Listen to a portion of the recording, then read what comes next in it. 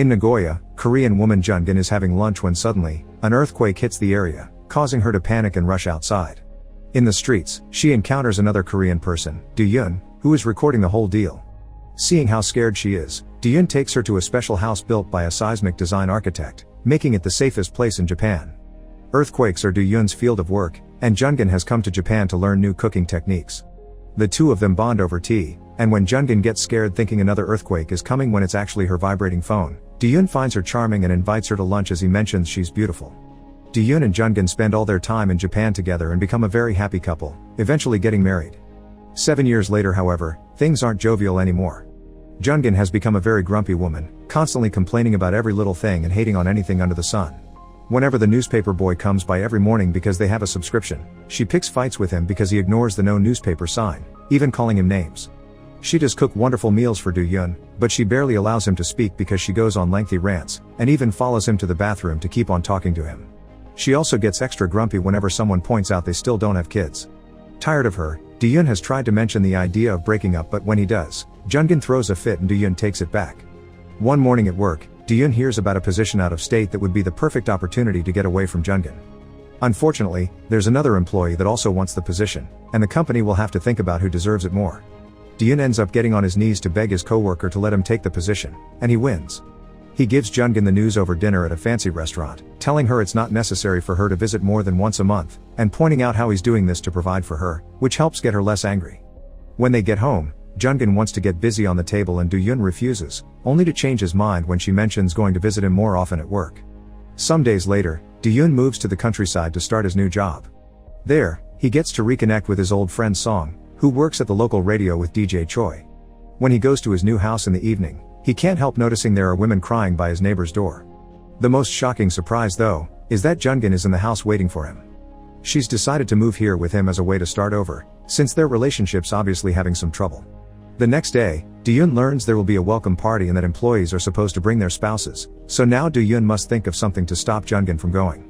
When he returns home, he notices heartbroken women of all nationalities going again after his neighbor Sung-ki, who calls himself a Casanova. Afterward, Do-yoon tells Jungin about the party, and seeing as she hates those kinds of parties, he offers to tell his boss that she's sick. Jungin refuses though, because she thinks it's her duty to support him, so a desperate Do-yoon throws a soapy plate on the floor to make her slip and break her leg. The night of the party, Do-yoon apologizes to his boss, mentioning his wife is sadly in a cast, but Jungin shocks him by showing up anyway, supporting herself on a crutch. She's well-mannered when she meets the boss, but when she goes inside to mingle with the other wives, things don't go well.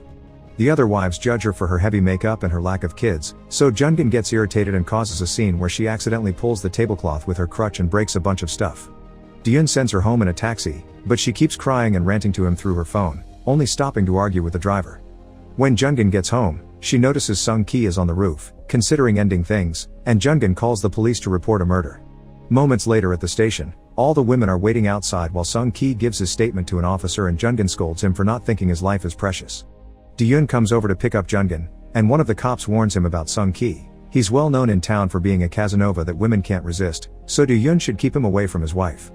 Do-yoon leaves his card under Sung-ki's door every day until he agrees to see him. The men meet at the beach, and Do-yoon makes his request. He wants Sung-ki to seduce Jungin to make her ask for a divorce. Unfortunately, Sung-ki refuses, explaining that since he lost his true love Poppy he hasn't been capable of loving again, so he would end up breaking Jungin's heart. Do-yoon doesn't care, knowing she'll get over it, thus Sung-ki begins considering accepting the job. First though, he needs to see Jungin out and about to have a better idea of her, which means Do-yoon will have to get her a job. Some days later, Choi and Song receive Jungin for an interview after Do-yoon asked them for a favor. They like Jungin's rants because they could make for a funny section in their show, but Jungin asks for triple the pay, so Do-yoon will have to pay the difference to keep her busy. Afterward, Jungin and Do-yoon go to a local cafe to celebrate her new job. While Do-yoon is inside making their order, Sung-ki takes the chance to approach Jun-in with some flowers that surprisingly make her smile. The next day, Jungin debuts on the radio with her segment Afternoon Crasher, which is heard by Sung-ki and Do-yoon's co-workers. Then Do-yoon meets with Sung-ki, who has come to the conclusion that Jungin is a very complicated woman, so if he does this, he wants double the money, which Do-yoon accepts to pay. Sung-ki's first attack is to walk by the house only wearing a tank top, but Jungin finds him creepy instead of attractive. Sung-ki takes this personally and finds a challenge in Jungin, so now he wants to do it for his own pride. He meets with Do-yoon again to ask him to make a list of every single thing he knows about Jungin, and in return, Diyun asks him not to get physical with his wife. With all this information, Sung-ki prepares his house for his plan, and one afternoon, he pretends to be throwing out a bunch of china. Jungin sees him and tries to stop him because the china is in a good state, and Sung-ki cries to make her feel bad about her constant meddling. It works, and Jungin invites him to her home for coffee. After chatting a bit, Sung-ki leaves while forgetting the box with the china on purpose. Jungin goes to his house to give it back, and Sung-ki invites her to have a drink, impressing her by showing they have many interests in common and not minding how outspoken she is. Days pass and Jungin continues to work at the radio. Her segment is a total success, earning the radio lots of comments on their site when in the old days they would only get one spam bot, not to speak of the amazing ratings. Jungin begins to hang out a lot with Sung-ki, who often picks her up at work and takes her on a variety of dates while reminding her there's nothing wrong with liking someone as a person without needing to get intimate. However, Sung-ki pushes naughty thoughts into her mind whenever he can, like the time he teaches her how to milk a cow by putting his arms around her and whispering in her ear. Jungin is smiling more now than she did for the last 7 years, and after she comments on the cow incident, Diyun begins getting worried and decides to follow them during their next date. Sung-ki and Jungin are on a carousel at an abandoned amusement park when Sung-ki notices Diyun spying on them, so he excuses himself for a moment to drag Diyun into the Ferris wheel. There, the men get into a fight, but Sung-ki manages to convince Diyun to trust him because Jungin is almost wrapped around his little finger. He just needs a little more time. Later that night, Diyun comes home to see Jungin hasn't made dinner as usual because she's too busy writing something for work. She's in such a good mood that she's constantly smiling and humming. She even goes as far as to play some music to dance to. Diyun ends up joining her, only for her to stop the music in order to tell him how much she misses their happy days in Japan with tears in her eyes. When she asks for a kiss, Diyun gives it to her even if he knows he shouldn't. Sung-ki had asked him to stay cold to make the process faster. The couple ends up getting busy on the living room floor, only to be interrupted by a phone call that causes Jungin to interrupt their fun and leave the house. She says it's for work, but she actually goes out with Sung-ki. Sometime later, Jungin and Diyun have dinner with Choi and Song. Choi has big news. They've been invited to go to Seoul and appear on the public radio, which is a huge opportunity for the whole country to meet her. Song accidentally lets slip that she and Diyun used to date and they meet each other nowadays as friends.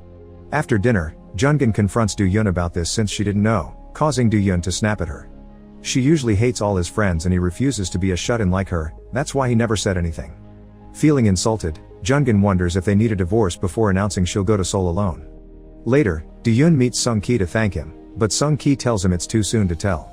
Diyun's living alone now so he tells Sung-ki his job is over, but Sung-ki decides he'll keep going for free. This is his final seduction and his reputation is at stake. The next day, Diyun is happy to wake up alone while Jungin begins working hard in Seoul. Now she's able to go around town making interviews where she catches people doing immoral things and tries to make them talk on national radio. Each day that passes makes Diyun realize he may miss her after all, especially when he can't cook for himself. One night, Jungin appears at his place driving her own car, which she bought without telling him.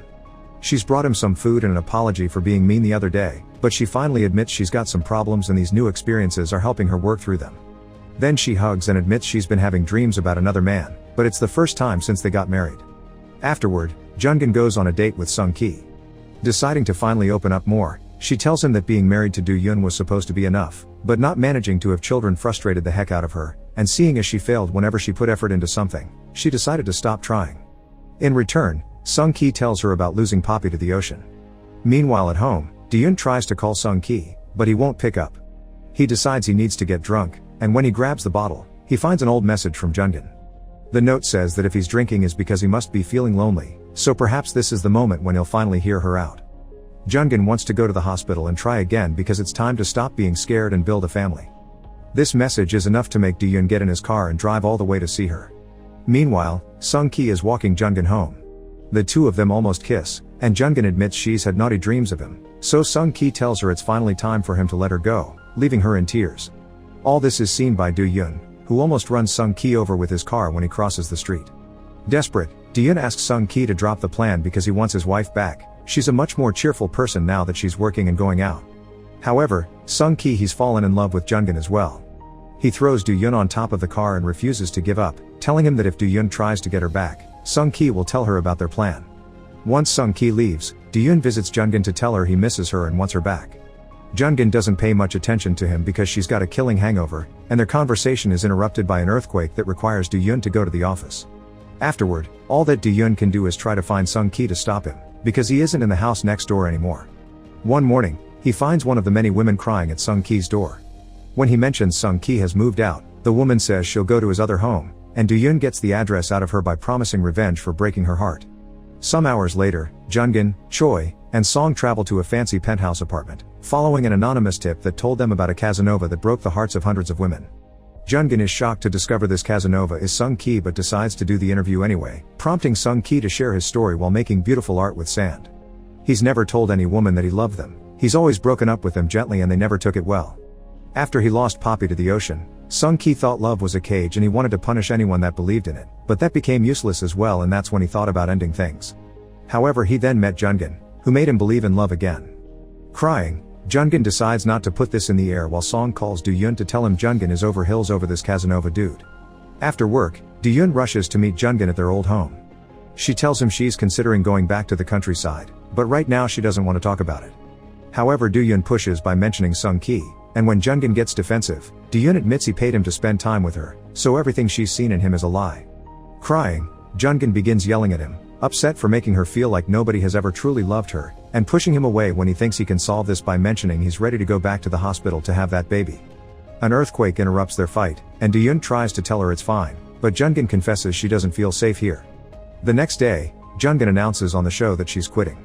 For her last rant, she complains about cowards that don't speak their minds and tells the story of a loser that paid a man to seduce his wife. People say she says too many negative things, but she thinks that's better than silence, and it was her way to keep the house lively while living a miserable life. Nobody should be used to silence, and that's why she's also announcing her divorce. After the show, Jungin goes to the beach to do some thinking and finds Sung Ki walking into the ocean. She takes him out before things got bad and calls the police to give them a ride. In the car, Jungin tells Sung Ki that she had been attracted to him, but it's time for him to let Poppy go. When they arrive at their station, Do-yoon is waiting for them, wanting to talk things through with Jungin, but she reminds him he doesn't like talking to her, so she's moving out to an apartment that she's rented with their savings. Sung Ki laughs at the whole deal, and later at the beach, he explains to Do-yoon that the only thing he had done was treat Jungin like a woman again. Perhaps he needs to remember that after earthquakes, people need to rebuild from the scratch. The next day, Do-yoon shows up at the house to help Jungin pack. When the delivery boy tosses the newspaper at them again, this time is Do-yoon the one to come out to argue with him in defense of his wife's sign. Seeing this, Jungin accepts to spend one last night in the house. She takes the bed while Do-yoon stays in the living room, but in the middle of the night, Jungin decides to lay down with her husband. When Do-yoon wakes up in the morning, she's already gone. 1 month later, Do-yoon and Jungin meet at the lawyer's office to sign the divorce papers. While waiting, he asks her why she had smiled when Sung Ki gave her flowers the first time, and Jungin admits it was because Sung Ki's words had reminded her of what Do-yoon said the first time they met in Japan. Their conversation is interrupted by a lawyer telling them they're resuming work after lunch, so after Do-yoon complains to them over the wait, he asks Jungin to go have lunch together. At the restaurant, Do-yoon complains again, this time to the waitress about a problem with the dishes. Jungin scolds him for being mean to the staff, and Do-yoon admits missing her criticism. He explains he finally understands she's behaved like that because she was lonely and now he's going through the same, making Jungin smile. Suddenly, Jungin thinks an earthquake is hitting them again and hides under the table, so Do-yoon takes the chance to join her and repeat the words he said the day they met as a way to ask her to start over. Later when the lawyers call their names, neither of them is at the office. Meanwhile, Sung Ki has taken over Jungin's spot on the radio show, offering relationship advice. He's so good that Song can't help jumping on him right there in the middle of the studio floor. Make sure to subscribe and turn on notifications so you can watch more videos like this. Thanks for watching.